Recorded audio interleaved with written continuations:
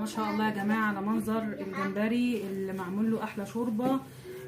طريقه ورا اروع، استوى في ربع ساعه، وادي الشوربه بتاعته اهي. ما شاء الله تبارك الله على شكلها وعلى ريحتها وعلى ريحه الجمبري. ويلا ادخلوا معانا في الطريقه.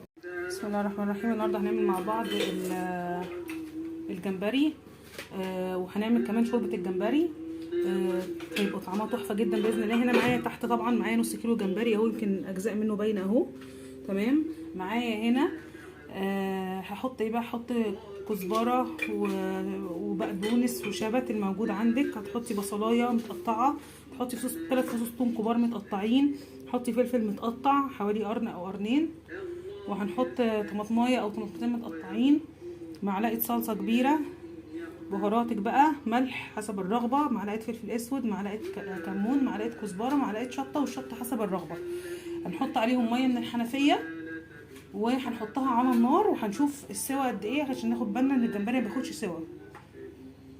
يا جماعه حطينا بقى ميه وحطيناها على النار وقلبنا كل المكونات مع بعضها. عايزه اقول لك الوصفه دي مبالغ كبيره جدا من بره.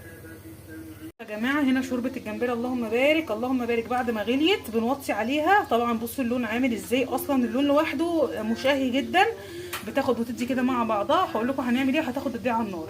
ما شاء الله شوربه الجمبري على الريحه والطعم واللون.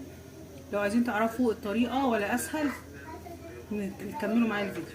ما شاء الله يا جماعه على منظر الجمبري اللي معمول له احلى شوربه. طريقه ورا اروع، استوى في ربع ساعه، وادي الشوربه بتاعته اهي. ما شاء الله تبارك الله على شكلها وعلى ريحتها وعلى ريحه الجمبري. ويلا ادخلوا معانا في الطريقه.